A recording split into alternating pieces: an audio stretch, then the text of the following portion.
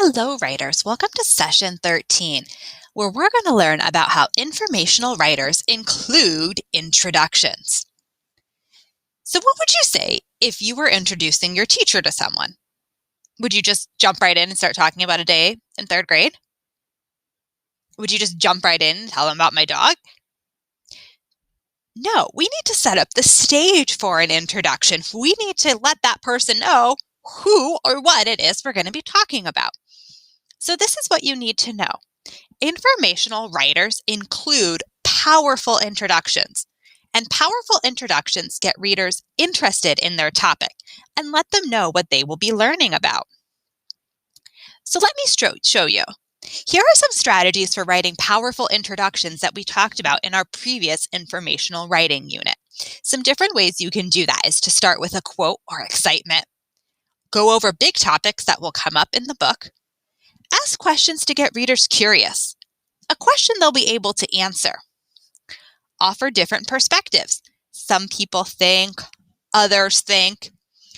Start with a description of a detail, that tiny seed, and then connect it to something bigger. So let me show you. If my subtopic was frog's life cycle, here's one strategy. See if you can figure out what strategy this is. Frogs have an interesting life cycle. A frog can go through many stages before it becomes an adult and looks like a frog. Most frogs start out as eggs, then hatch into tadpoles, then become froglets, and finally become a frog. So what strategy do you think that was? Let's take a look back at our chart. If you thought it was go over big topics that will come up in the book, you thought right. So if this was my introduction paragraph in my chapter, then I can have a paragraph about each stage in the body of my chapter. So my introduction also helps me plan out my chapter. Here's a different strategy for the same subtopic. See if you can figure out which strategy this is. The pond water is calm. The mother frog lays many eggs into the pond. She hops away. The little eggs in the water are not safe. A bird could fly over the water and see the eggs. Yum! A fish could come. Many animals like to eat frog eggs. Hopefully, some of the eggs will make it. Let's take a look at our options. So if you thought that was starting with a description, you were right.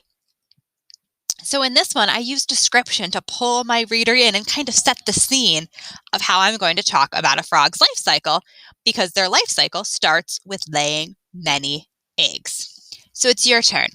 I'm going to give you 2 minutes. I want you to think of how you could start a chapter on frogs' life cycles using one of the last 3 strategies. And I know not all of you have been researching frogs and toads, but we've been doing them together as a class. So you should know enough to just verbally talk through what you think an introduction might be. And I want you to pick one of these 3 to try. Start with a quote or excitement, ask questions to get the reader curious, or offer different perspectives. Take a second now and think, are you going to do 1, 2, or 3? Go ahead and hold up that many fingers. All right. You've got about 2 minutes to verbally practice, and then we're going to come back for some shares.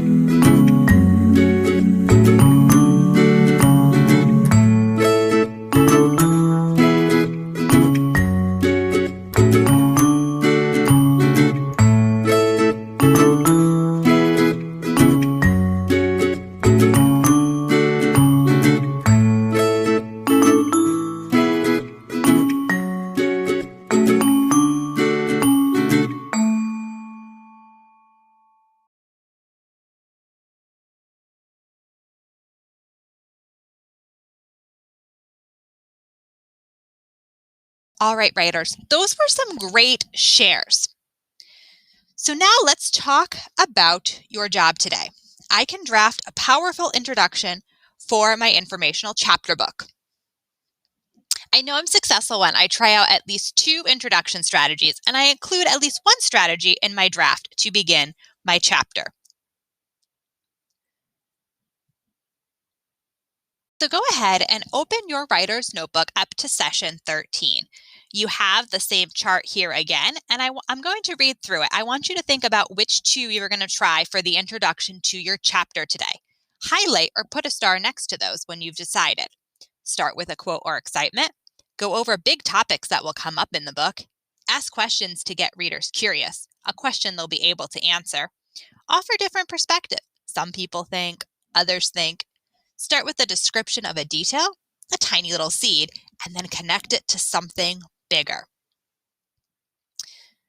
So you should have highlighted or circled, marked in some way the 2 you want to try. Okay. Now I'm going to give you 2 minutes to verbally rehearse at least 2 of those to yourself. You can also turn and talk with your group mates and share some ways you think you're going to introduce your chapter. Off you go.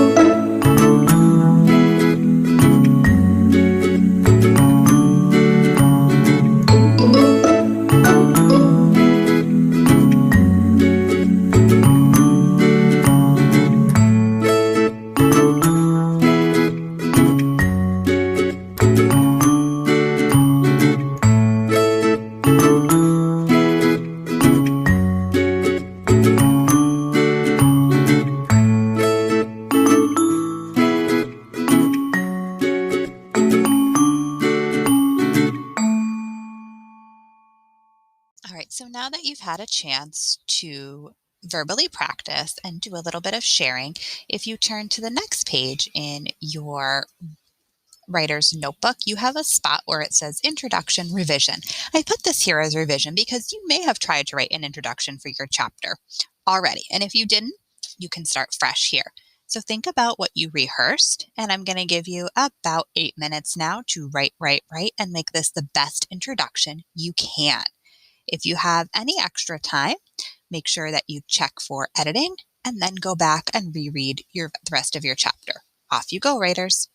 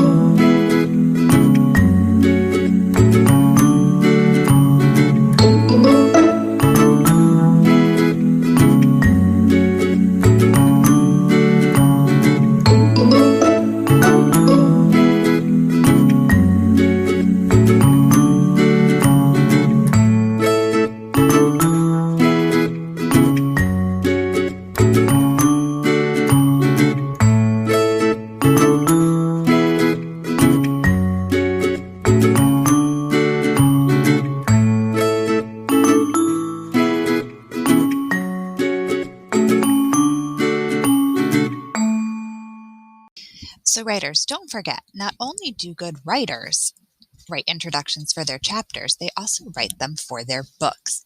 But your book isn't just being written by you, it's being written by your entire group. So I want you to think back to those different types of introductions that we have been talking about today, starting with a quote or excitement, going over big topics that will come up in the book, ask questions to get readers curious, offering different perspectives, and starting with a description of a detail and connecting it to something bigger. I want you to pick one of those, and now you're going to try to write an introduction for the book.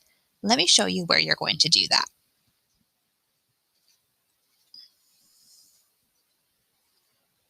This is the template where you're going to draft your book introduction. So if you follow the directions, it says to type your name at the top of the slide, and you're going to draft your book introduction on that slide.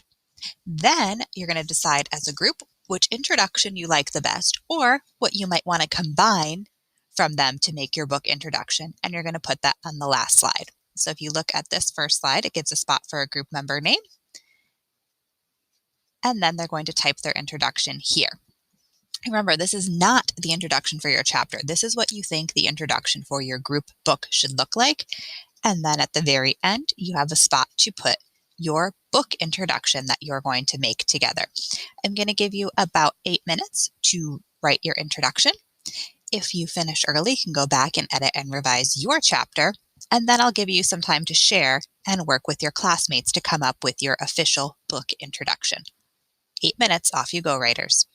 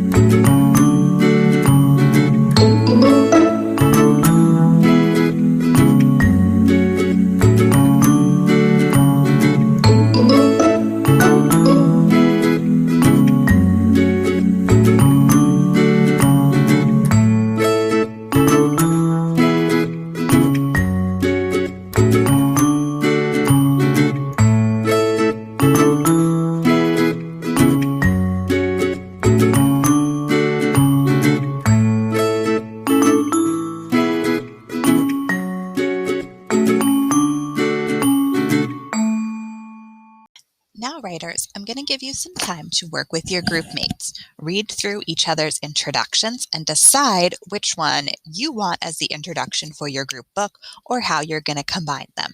Then we're going to come back for share. Off you go.